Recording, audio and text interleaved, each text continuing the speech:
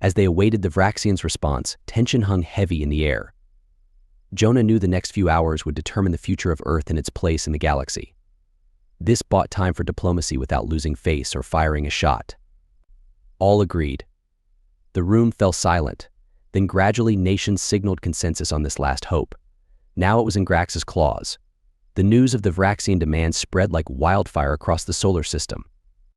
On Earth, massive crowds swarmed city centers, chanting no tribute and off our world. Even hardened military analysts conceded that humanity had no means to repel a full attack. Jonah watched the coverage, weary after hours of unproductive talks with Grax. The ambassador remained resolute because Earth's resources were required for the survival of the Vrax Empire. His mention of force cast a grim shadow over the room. As Jonah returned to the station, Captain Soren gave a grim update. Social media was swimming with calls to arms, governments debated reactive shows of military force, and an emergency UN session convened via hologram. Shouts echoed in the vast chamber as leaders demanded strategies. Further concessions will destroy our dignity, roared the Chinese premier. A small deterrent strike could backfire catastrophically, warned the Russian president. Our people will never accept subjugation, declared the Indian foreign minister. Jonah relayed his advice to find diplomatic solutions. On the lunar station, Jonah stared up at the alien warship, praying his diplomacy would pay off. Whatever happened, Earth would not go down without teaching these newcomers that humanity was not so easy to conquer. Grax saw humanity's final desperate plea as a threat that neither safety nor pride could ignore. Now, there was nothing to do but wait. On the Vrax command ship, Grax snarled as the human's message was translated. His blue eyes flashed red with rage. Insolent primitives. They dare threaten the mighty Vrax Empire? He stabbed a claw at his subcommander. Launch the entire assault fleet at once. I want those upstart human colonies wiped from the stars. The Vraxian fleet mobilized, massive ships moving into attack formation. On Earth and the lunar station, alarms blared as the impending assault was detected. Jonah felt a cold dread settle in his stomach. The time for diplomacy had passed now. It was a fight for survival. Captain Soren, Jonah said, his voice steady despite the chaos. Prepare all defenses. Inform the UN and allied forces. We must hold the line here at the lunar station and buy Earth as much time as possible. Soren nodded, issuing rapid-fire commands to the crew. All units to battle stations. Engage defense protocols. We need to protect the station at all costs. Jonah took a deep breath, steeling himself for the battle to come. Broadcast a final message to all ships and colonies. Let them know the Vraxian fleet is approaching, and that we will resist with everything we've got. As the message went out, the lunar station's defenses activated, and Earth's remaining fleets moved to intercept the Vraxian assault. Humanity stood on the brink of annihilation, but they would face the enemy with unyielding resolve. The first Vraxian ships entered firing range, and the sky lit up with the deadly exchange of energy blasts. Jonah watched the unfolding battle from the command center, knowing that the outcome of this conflict would determine the fate of Earth and its people. Remember, he said to his team, we're fighting for our home, our families, and our future. Let's show them what humanity is made of. The battle for survival had begun. The sub-commander scrambled to obey, sending the order to the hundreds of ships waiting on standby throughout the armada. Crew members rushed to battle stations as engines roared to life. Within minutes, the full force of the Vrax military swung into a sharp intercept course, weapons priming for the slaughter to come. Within the lunar station, alarms blared as long-range sensors detected the armada changing course. They're heading straight for the moon bases at maximum speed, cried Captain Soren, studying the readouts in horror. Ambassador Jonah prepared himself and delivered a command to cloak only one dreadnought and show Earth and the galaxy who we truly are.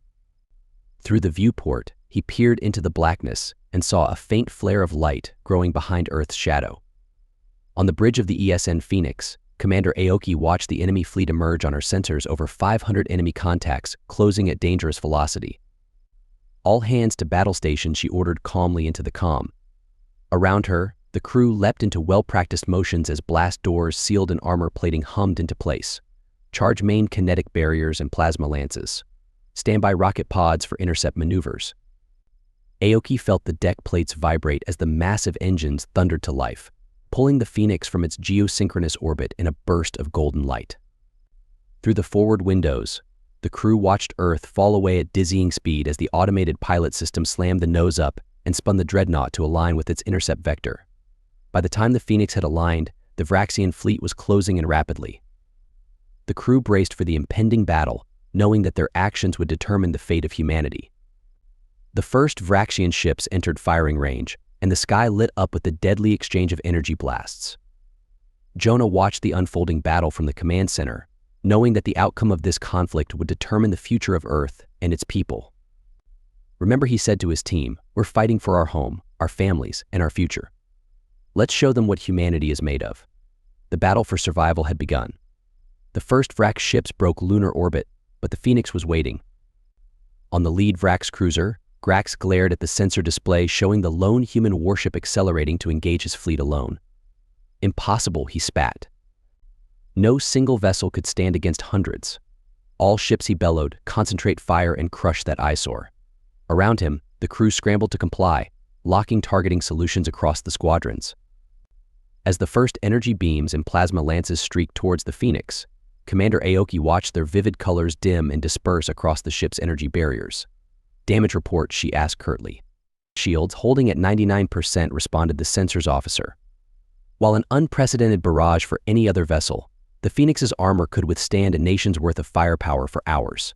"Return fire. Target lead enemy cruisers," ordered Aoki.